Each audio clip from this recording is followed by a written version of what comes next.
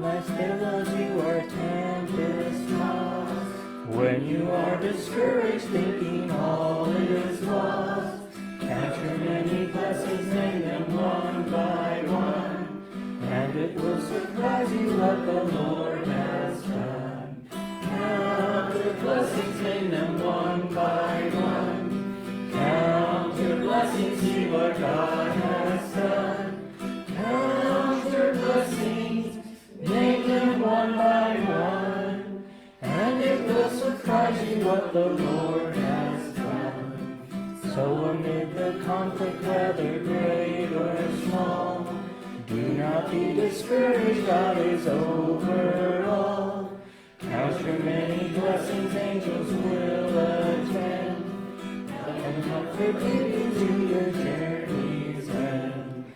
Count your blessings, name them one by one. Count your blessings, see what God has done. Count your blessings, name them one by one, and it will surprise you what the Lord has done.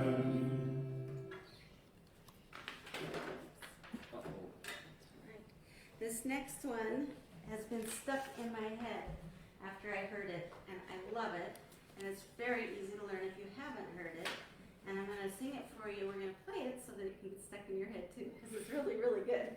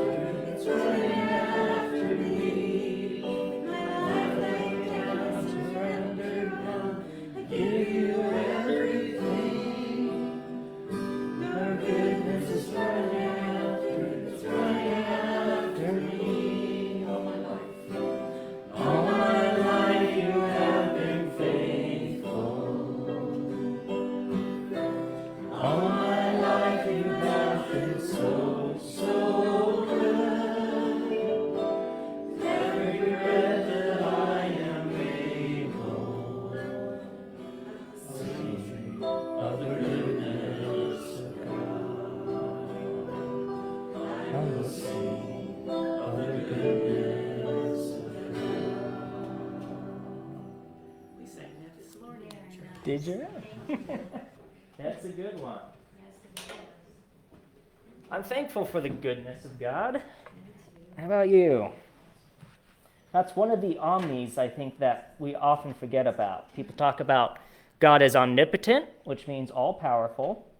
He's omnipresent. What does omnipresent mean? He's everywhere. He's everywhere. Always present. And he's also omniscient. What does omniscient mean? All-knowing. All-knowing. He knows everything. And then finally, he is also omnibenevolent, which means all good, that there is no evil within him. And boy, if you've got a God that's all-knowing, all-powerful, and all-present, you really want him to be all good too. And it's that goodness of God that we can rely on, that he is always good in every situation, no matter how simple or how complicated, no matter what we do, he is still good.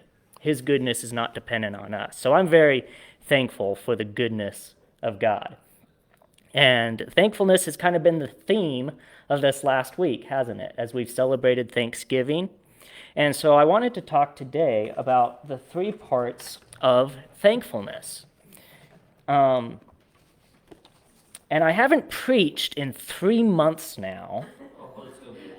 So we'll have to find out together whether or not I'm rusty or not. So the 3 parts of thankfulness. Let's go ahead and dive right in with the first part, which is acceptance. Before we can be thankful for something that we've received, we first of all need to accept what has been given. And so I want to start with a little bit of a discussion today of reasons why we might reject a gift. Because you would think, well, if somebody gives us something, usually that's pretty easy to just receive what we're being given. But I want us to kind of write a few things up on the board here.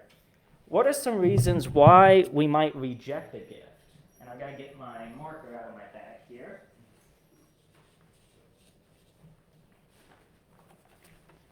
But you can go ahead and just call them out as you think of it. What do you think? No room! Where am I going to put it? What am I going to do with it? What am I going to do? Don't like the gifty. Oh, yep. To do. Person giving it. You already got one. So I'm going to, and already have one. I'm going to tie all of these on the top here. We're going to tie them all together into a nice bow and say that it feels more like a burden than a gift. How about that? We don't want it because we feel like if we receive it, we're going to be burdened by what it is that we've been given. Or it requires a responsibility. Responsibility. So let's say we feel like we now owe them, right? There's something that we have to do, and that is, my handwriting is magnificent today. It looks good. You say owe them, but you said it's coming from God. Well, from anybody. We maybe don't want to receive something that somebody's going to give us because now there's a responsibility to give something back, right? Like when couples say, well, let's not do gifts this year, right? Because then we don't have to worry. Like if you give me something, then I'm going to feel obligated to give something back. But then one of them always gives a gift anyway. So it's always a trap when they say don't do gifts, I've discovered. Any other reasons?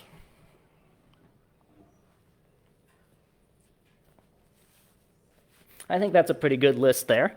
Sometimes the answer is why. The why. We seek an ulterior motive here, right? Well, why? And that kind of ties into owing them as well. What is it that you're trying to get out of this, right? Nothing in life is free, right?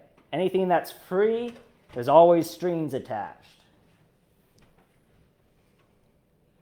So there are a few obstacles that can come in the way of us even accepting whatever gift is being given to us.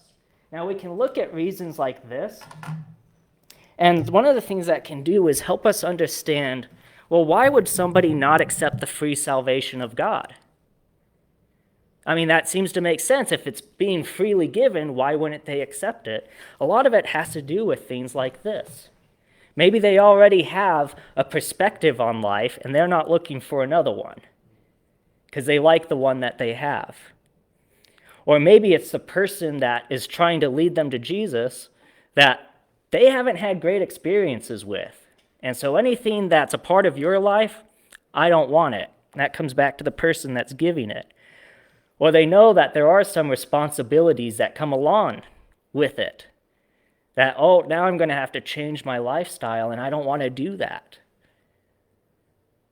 And when we can understand a lot of those reasons why people reject the free gift of salvation, it will help us to be better witnesses to them.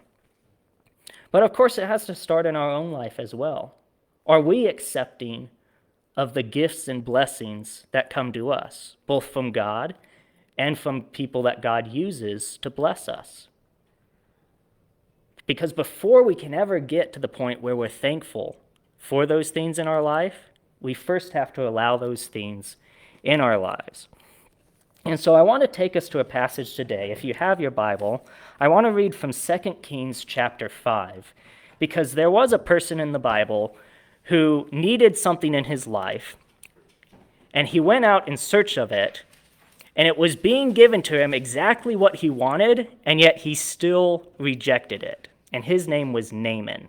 And so we get his story in 2 Kings chapter 5, and I'm just going to read from the PowerPoint here since I can click through it. That'll help me out.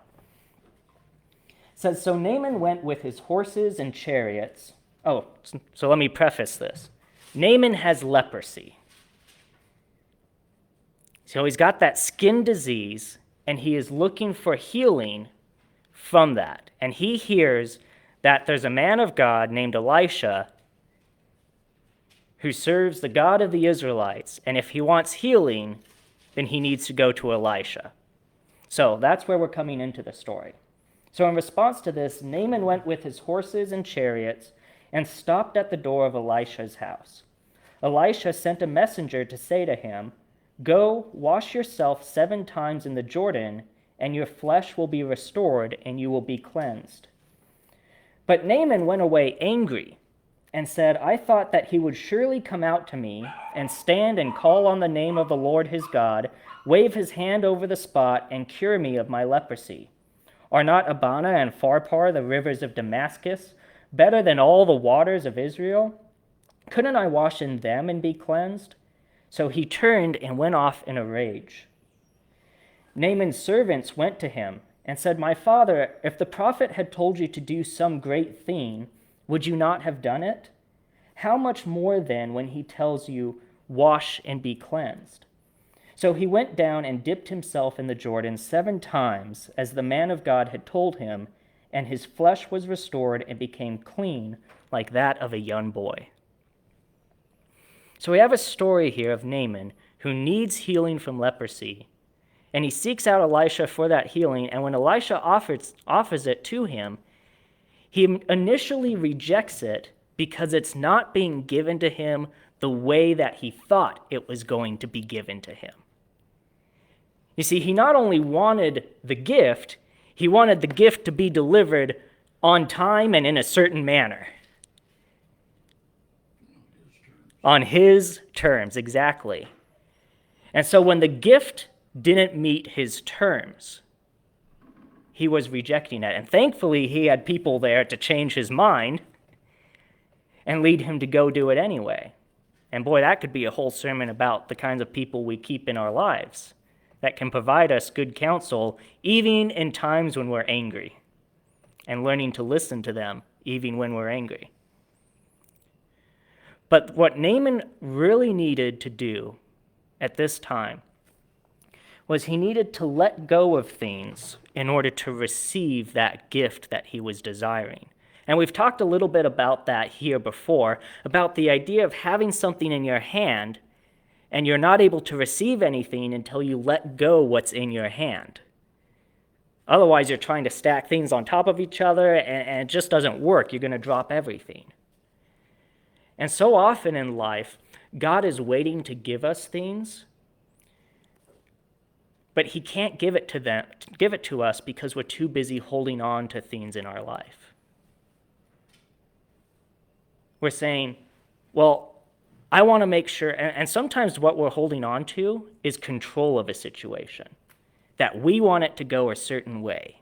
We want it to look like this, and we want it to go this way, and we want this person to be here and this person to not be there, and right? And we try to hold on to it so tightly that our hands are too full for God to give anything to us, even if it's exactly what it is that we're looking for. And oftentimes, the way that God blesses us isn't the way that we think he's going to. That's part of serving a creative God. I mean, look at the way that Jesus healed people in his ministry. He never healed somebody the same way twice. He always did it in a different way. We serve a God who created all animals, all scenery around us. And when he blesses us, he wants to bless us in creative ways. And yes, oftentimes he does require that we take a certain responsibility in the blessing as well. Just like how Naaman wasn't just given the healing, he was asked to go and wash in the Jordan. And when he did that, then he would be healed. And sometimes we're waiting for God to lead us into something, but we tell him we're not going to take a step until we get there. But in order for God to lead us to that place, we have to be willing to let him lead us out from where we are into something new. I've used this example before, but it works perfect with this point. A story about a little boy who prayed for a bicycle. He said, God, I really want a bicycle by the end of this week. Please let me have a bicycle. And he prays that prayer. And later on that week, he passes by a store that is hiring people part-time. And he finds that in that job, he would earn the amount of money that he needs to buy a new bike in that week. And he says, well, I don't need that because I've already prayed to God that I'll get a bicycle. And he goes right past it. And then later on, there's a man out there, and he's got an old bike. And he sees the kid and knows that he wants a bicycle and says, hey, I'll give you my bicycle. You can just put a new coat of paint on it, tighten up some of the screws. This will be a great bike. And the boy says, that's okay, sir. I don't need your bike because I already prayed to God to give me one. And at the end of the week, he doesn't have a bicycle. And he prays, God, why didn't you get me a bicycle? And God says, I gave you 2 perfectly good chances to get a bicycle, and you passed them both up. Because I wasn't presenting it to you the way that was easiest for you. I was requiring a little bit of work on your part. And what I've come to discover is oftentimes the blessings that God gives us and the gifts that he gives us, they aren't perfect in our idea of what is perfect. They're perfect in his idea of what is perfect. And sometimes it even comes through imperfect ways. And I like to call these, I'm coining a new phrase today, that they're messy blessings. And in order for us to receive all that God has for us, part of that all is going to be those messy blessings that he wants to give us. Blessings that require a little bit of work on our part, blessings that take us a little bit out of our comfort zone, blessings that aren't delivered to us exactly the way we want, but they're still good. And so before we can even begin to be thankful for what God is giving us, we have to learn to accept those things. So that's the first part of thankfulness, is that acceptance. The second part is to then be content with what it is that God gives you. And rather than wanting more than what he's giving you and saying, well, this isn't good enough for me, that you're content with what it is that you have. And Jesus tells a great parable about some people who were not content with what it was that they received. So this is in Matthew chapter 20. It's the parable of the workers. And it goes like this. Jesus talking here, he says, "For the kingdom of heaven is like a landowner who went out early in the morning to hire workers for his vineyard. He agreed to pay them a denarius for the day and sent them into his vineyard. About 9 in the morning, he went out and saw others standing in the marketplace doing nothing. He told them, 'You also go and work in my vineyard, and I will pay you whatever is right.' So they went. He went out again about noon and about 3 in the afternoon and did the same thing. About 5 in the afternoon, he went out and found still others standing around. He asked them, 'What have you been doing standing here all day long doing nothing?' 'Because no one has hired us,' they answered. He said to them, 'You also go and work in my vineyard.' When evening came, the owner of the vineyard said to his foreman, 'Call the workers and pay them their wages, beginning with the last ones hired and going on to the first.' The workers who were hired about 5 in the afternoon came, and each received a denarius. So when those who came who were hired first, they expected to receive more. But each one of them also received a denarius. When they received it, they began to grumble against the landowner. 'Those who were hired last worked only 1 hour,' they said, 'and you have made them equal to us who have borne the burden of the work and the heat of the day.' But he answered one of them, 'I am not being unfair to you, friend. Didn't you agree to work for a denarius? Take your pay and go. I want to give the one who was hired last the same as I gave you. Don't I have the right to do what I want with my own money? Or are you envious because I am generous?'" There's a powerful lesson in this story. That the workers were given exactly what they had agreed for. And when they agreed to work for that, they must have been okay with the deal because they agreed to it. Yes, we will work your vineyard and receive a denarius. We like that. That's a good wage. That's an acceptable price. We will do that. We agree. And yet by the end of the day, when they receive it, they're not happy with it. And it's not because the deal changed. It was because they were looking at what somebody else got. And that they got the same thing for less work. And that was unfair. And if there's probably one thing most capable of taking away our contentment, it's feeling like we've been cheated in some way. Feeling like we've gotten the short end of the stick, that we've been treated unfairly. Now, with that in mind, who's thankful for the grace of God? I am. I'm thankful for God's grace, that God gives us things that we don't deserve. And boy, we know what we deserve, and it's not pretty. So every good thing that God gives us is more than we deserve.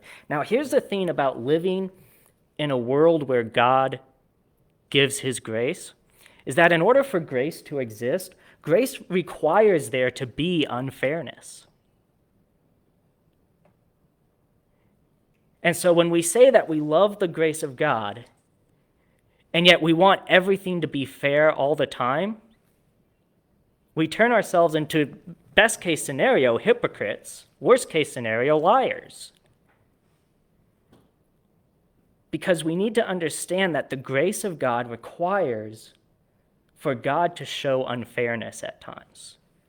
Now, here's the thing. We actually love unfairness when it's positive unfairness on our behalf, right? If we're the worker who only works for 1 hour and we get the same price as everybody else, we're usually not complaining about that, are we? Even though it's an unfair situation, we're usually still pretty content with that deal. It's just when the unfairness goes against us, we have that negative unfairness, that we then become upset. And again, that idea of fair and unfair is not between the workers and the vineyard owner. It's between the workers and the other workers. That, well, they were shown favoritism, and so I feel cheated, and now I'm not happy with that. Instead of trusting that the vineyard owner has provided everything that he's promised, and saying that that's enough for me.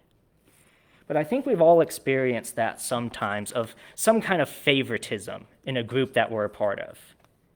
It could be work, it could be family, it could be any group where we've experienced somebody being shown favoritism.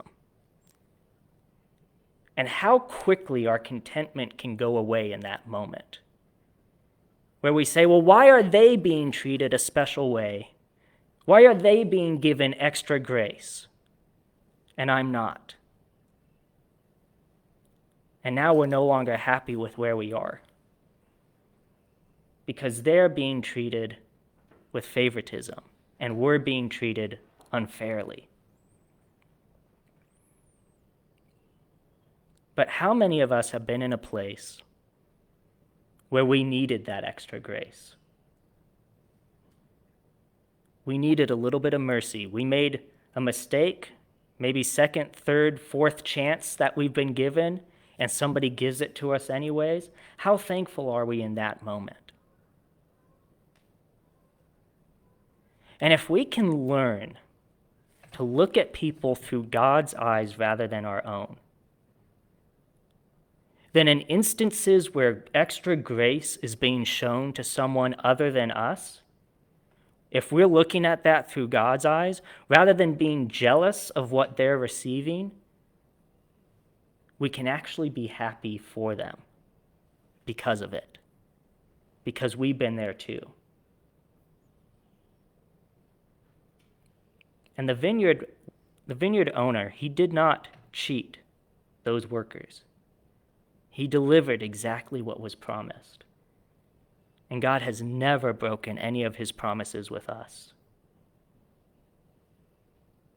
And so to learn that it's okay for someone else to be given extra grace that we don't receive, and yet to be content anyway because we've already received every promise that God has given to us. That's where contentment is going to be found. Our contentment doesn't come from the outcome. Our contentment comes from God and the blessings that he gives us. Now, there's a way that we can take that contentment that we've received from God, and we can actually secure that contentment. And the way that we secure our contentment is actually through our integrity. Now, we don't want to found our contentment on our integrity, because that is a really shaky thing to found it on. Right? So it's founded on God, but we secure it through our integrity. And let me explain what I mean by that. What I mean is that instead of focusing on the outcome of the situation, you focus on your actions and your words and whether or not you did what was right and needed in that situation. Because here's the thing, when we focus on that instead, we focus on what are we doing and how are we responding to this. First of all, it allows us to make sure that we are showing integrity, that we are handling it the right way. And then second, when we do, that we can walk away from it content no matter what the outcome was, because we know that we did what we needed to do. That we knew what was right in the eyes of God, and at the end of the day, that's really all that matters, is doing what was right in his eyes. And then everything outside of that, we leave to him. So even if somebody is being shown extra grace that we don't receive, that we can still say, I'm content with where I am and what I've done for my Creator. That's where our contentment is secured. Not in the outcome, but founded in God and secured through our own integrity, focusing on us and our relationship with God, rather than being jealous of what other people have. So that's 2 parts now. And we've got 1 more to go, and this is the part I'm most excited to talk about. Because it seems like oftentimes the conversation ends there, right? That we accept the gift and we're content for the gift. And sometimes it's a lot of work just to get through those first 2 steps. To be happy with messy blessings and to be content with where we are and what we have. But there's a 3rd part of Thanksgiving that I want to talk about, which is appreciation. And appreciation is an incredibly important part of thankfulness. Because the appreciation is when something is given back. That it's not just now an act of receiving, but an act of giving in return. Think about the story of Hannah in 1 Samuel chapter 1. Hannah was not able to have children, and it grieved her deeply. And she prayed and wailed before God because she was not able to have any. And God blessed her. He did a miraculous work and allowed her to conceive and have a child. And her response to that is astounding. That she took her son Samuel and dedicated him before God. She took him to the temple and basically donated her son to the temple to become a priest, saying, God, the only reason why I have this child is because of you, and in recognition of that, I am going to give him back to you. And what I'm left with is still more than what I had before, knowing that I have a son in this world. Even if I don't get to be there for every part of his life, I'm still left with more than what I had before in giving back to you some of the all that you gave to me. It's incredible. But that's what appreciation looks like. It's not just saying, thank you for bringing this my way and see you later. I'm moving on now. But true thankfulness not only receives what it's given, it understands that something should be given back in response to that. And that's what I love about appreciation so much, is that it's a call to action in one way or another. Saying that I need to do something to show this person that I'm thankful. Even if it's just telling them thank you, I really appreciate that. That means a lot to me. Even if that's all the appreciation we give, that's more than nothing. But there should always be some form of appreciation if we are truly thankful for what it is that we're receiving. Because if no appreciation is shown, well, really that just shows that we aren't really that thankful. Could you imagine if a friend called you up and asked you to help them move? And so you go and you help them pack their boxes and carry them to the truck and unpack them, and you help them through this process of moving, and at the end of the day, they just say, all right, see you later. Would you feel like they were thankful for the work that you did? Probably not. Because they didn't express it in any way. You'd probably walk away going, well, they didn't even say thank you. I gave my time, my energy, my whole afternoon, and they didn't even say thank you. How rude.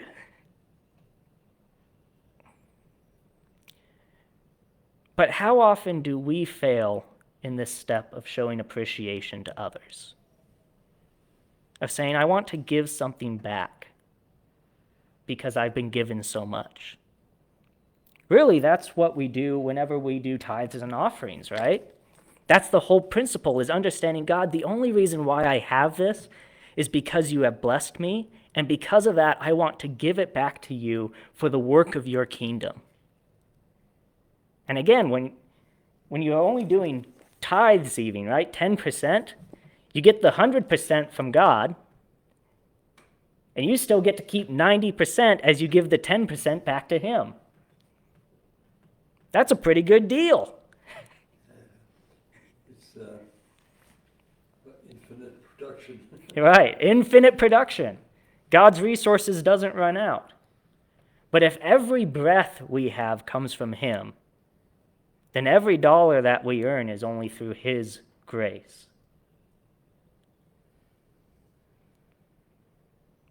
And it really saddens me that for people who haven't grown up in church, their understanding of tithes and offerings is just the church being greedy. When in reality, it is the church being generous. Right? It's not the leadership of the church being greedy, it's the people in the church being generous and being thankful for what they've been given, which is the exact opposite of greed. But there are so many ways in our life that we can show appreciation. And we want to make sure that we don't just stop with acceptance and contentment, but that we move into that appreciation as well. And so we started with a little bit of discussion. I'd like to end with a little bit of discussion too. So we should always look for ways to give back to people. So what are some ways that we can do that? How can we show our appreciation? Kind words. Kind words. That can sometimes go a lot further than any physical gift. And sometimes you have to listen. Listening too. Kind actions. Mm-hmm. Not just words, No. actions too, both combined. And not just actions, but words too. And sometimes no words as they speak. Willingness. A willingness. That you're not doing it begrudgingly, right?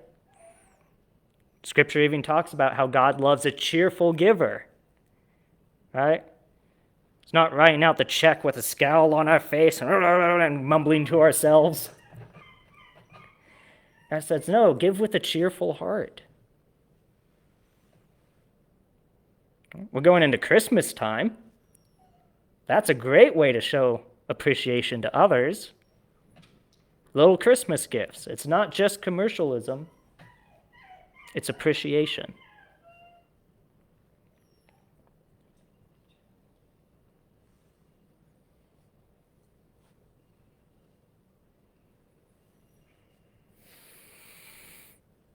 Well, that's all I've got. It is a lot, isn't it? 3 parts. What's part number 1? Oh, come on. Starts with an A. Acceptance. Yes, before we can. I'll help you guys out. How about that? We'll do this together. I know, it's in the afternoon, you're in a nice warm house, getting nice and cozy. All right, we accept what's being given, even if it doesn't come from somebody we like, comes from somebody we don't like, doesn't come in the way we want, those messy blessings, accept it anyway. What's the second part of thankfulness? We know in our. You know, starts with a C. Actually, we were listening. Contentment, yes. Not saying we need more, especially because somebody else has more, but being content with what it is that we have. And part number 3 is appreciation. There we go. It also starts with an A, appreciation. Yep. That's right, stand in front of it so we can't see your There you go. mistakes. Accepting of even messy blessings.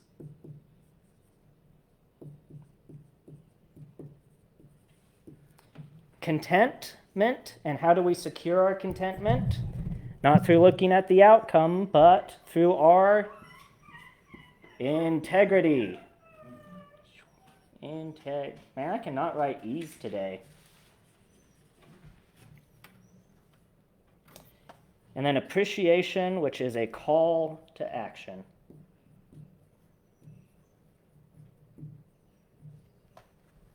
And that's a lot of territory. That is a lot of territory. But it's how we are thankful. It's not just at the Thanksgiving table and saying, I like this. Everybody has likes and dislikes. Thankfulness goes far beyond just preference. Thankfulness is an attitude, not a preference. That was good. That wasn't even in my notes. An attitude, not a preference. Accepting it, being content with where you're at, what you have, and showing appreciation. And you can show appreciation anywhere you're at, anytime you receive something. Let's go back to the idea of just working a job. Oh, I've got just a 9-to-5 job, and I work there, and I get paid for it, and that's just the deal. But remembering that there are some people that don't have that and wish they could, that wish they could have a secure job, that need that in their life.